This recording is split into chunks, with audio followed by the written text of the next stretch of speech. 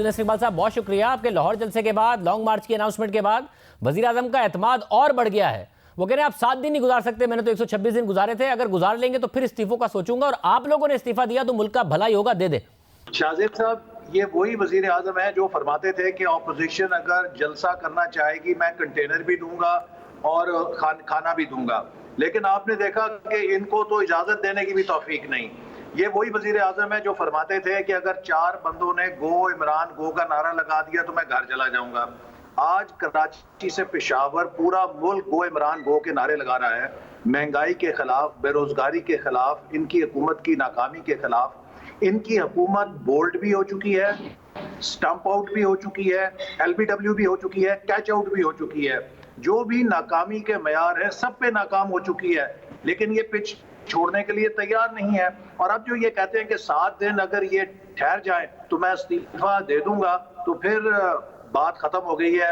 अब इनको इस्तीफे के साथ सुलह कर लेनी चाहिए और मान लेना चाहिए कि अब इनके इस्तीफे के बगैर बात नहीं बनेगी। इकबाल साहब, सर्दियां बहुत हैं और पहले ही हुकूमत ने ये कह दिया कि जी सेनेट के इलेक्शन जल्दी हो सकते हैं, और इलेक्शन कमीशन वैसे भी 11 फरवरी से 10 मार्च के दरमियान इलेक्शन करा सकता है। तो आप सर्दियों में आएंगे, उसके बाद फैसला करेंगे कि आपने इस्तीफे कब देने हैं। तो हुकूमत को कंफर्टेबल तो आप खुद ही कर रहे हैं अपने बयानिए से भी और अपनी जो आपके एक्शन है उससे भी, क्योंकि सर्दियां हैं, कोरोना है, मार्च कैसे करेंगे, धरना कैसे देंगे, हुकूमत का जो पूरा कॉन्फिडेंस है वो तो आप ड्राइव कर रहे हैं। देखिए, आपने देखा है कि गुजरांवाला से जो सफर शुरू हुआ, उसके बाद कराची, फिर क्वेटा, फिर आपने पेशावर देखा, मुल्तान देखा, लाहौर देखा, हर जगह लोगों का बेपनाह हजूम था और लोगों की बेपनाह सपोर्ट थी PTM के लिए और हुकूमत के खिलाफ अदम एतमाद। इस वक्त सूरत यह है कि जो मुल्क की मुआशी सूरत हो चुकी है, जो गुर्बत, बेरोजगारी, अब फिर हुकूमत बिजली के बिल महंगे करने जा रही है, पेट्रोल महंगा कर दिया, और इससे जो एक नई महंगाई की लहर आएगी उससे आम आदमी की जिंदगी जीरन हो चुकी है। अब लोग इस हुकूमत को बर्दाश्त करने के लिए तैयार नहीं है। और मुझे हंसी आ रही थी कि किस तरह ये आज इंटरव्यू में कह रहे थे कि एक डेमोक्रेटिक हुकूमत को टॉपल करने के लिए ये कैसे साजिशें कर रहे हैं। किस डेफिनेशन से इनकी हुकूमत डेमोक्रेटिक है? इनको तो एक बंदोबस्त के जरिए, एक सिलेक्शन के जरिए 2018 में धांधली के जरिए RTS सिस्टम को बंद करके लाया गया है। ये हम नहीं कहते, पूरी दुनिया कह रही है। मार्च अप्रैल में मगर ऐसे 1 करोड़ 70 लाख वोट उन्होंने लिए हैं। खबरें क्या हो चुकी थी कि इनको लाने का बंदोबस्त हो रहा है। 1 करोड़ 70 लाख वोट एक तो उन्होंने लिए हैं, दूसरा मसला ये है, वो ये कह रहे हैं, क्योंकि आप लोगों की तरफ से कहा जाता है कि इनको लाने वाले भी इस वक्त पछता रहे हैं, और ये सारी बातें आप लोग करते हैं, इदारों को आप एड्रेस करते हैं। आज वजीर आजम ने बड़ा दो टोक कहा है कि इदारों में इस वक्त बहुत गुस्सा है फौज में। ये तो आर्मी चीफ जमहूरियत पसंद है और इस मिजाज के आदमी हैं, वरना कोई और होता तो अलग किस्म का रिएक्शन आता। बहुत गुस्सा है आप लोगों के बयानात की वजह से फौज में। आप लोग जो बात कर रहे हैं कि जी वो पछता रहे हैं, वो कह रहे हैं गुस्सा है आपके बयानात की वजह से।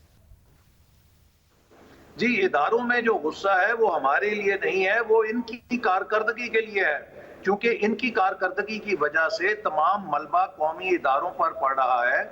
और हर शख्स, अगर आज आप किसी गांव में चले जाएं, एक पट्टे काटने वाले से लेकर एक रेडी वाले के पास चले जाएं, सब जानता है कि हुकूमत को कैसे इक़्तिदार में लाया गया, और इसके तमाम गुनाह वो इनके जिम्मे नहीं पड़ रहे, वो कौमी इदारों के खाते में जा रहे हैं। तो लिहाजा इदारों का गुस्सा इनकी कारकर्दगी पर है कि जिस हुकूमत को इतनी मेहनत करके इक़्तिदार में लाया गया वो डिलीवर करने में नाकाम हो रही है।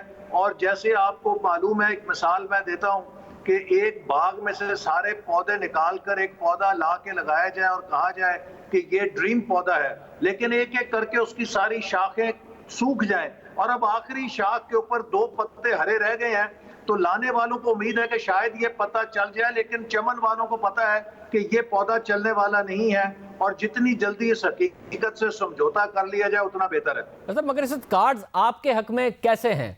हुकूमत का एक तो ये भी एतमाद है कि इस सिस्टम से आप बाहर होंगे नहीं, इस्तीफों का मतलब है कि इस सिस्टम से बाहर हो जाना। हुकूमत का ये भी एतमाद है कि सेनेट इलेक्शन में आप लोग ज़रूर हिस्सा लेंगे, क्योंकि इलेक्टोरल कॉलेज उससे मुतासिर नहीं होता। सेनेट इलेक्शन फिर भी हो जाएंगे, बाई इलेक्शन उसके बाद हो जाएंगे।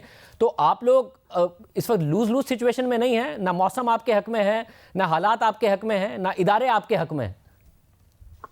देखिए, हम विन विन सिचुएशन में है, क्योंकि तुर्क का पता हमारे पास है। हमारे मुल्क में जब जनरल इलेक्शन होता है तो वो 849 सीटों पर होता है। हमारे पास तकरीबन 400 से ज्यादा नशिस्तें हैं जिन पर इस्तीफे हमारे हाथ में हैं, और जब भी ऑपोजिशन ने 400 नशिस्तों से इस्तीफा दिया तो फिर ज़िमनी इलेक्शन इतने बड़े पैमाने पे नहीं हो सकता, और चॉइस यही होगी कि आपने जनरल इलेक्शन की मुशक्कत में क्या एक नए मुतनाज़ा इलेक्शन की तरफ जाना है, या फिर अगर इतनी बड़ी एक्सरसाइज करनी है तो एक पॉलिटिकल मुल्क में स्टेबिलिटी के लिए साफ शफाफ मुनसिफाना इलेक्शन करा के बहरान से निकला जाए। तो लिहाजा ये अगर हुकूमत का ख्याल है कि वो ज़िमनी इलेक्शन करा लेगी इतनी बड़ी सीटों पर, तो ये उसकी खाम ख्याली, और उनको अंदर से पता है कि जिस दिन ऑपोजिशन ने इस्तीफे दिए उनके इस खेल का टाइम या ड्रॉप सीन हो जाएगा।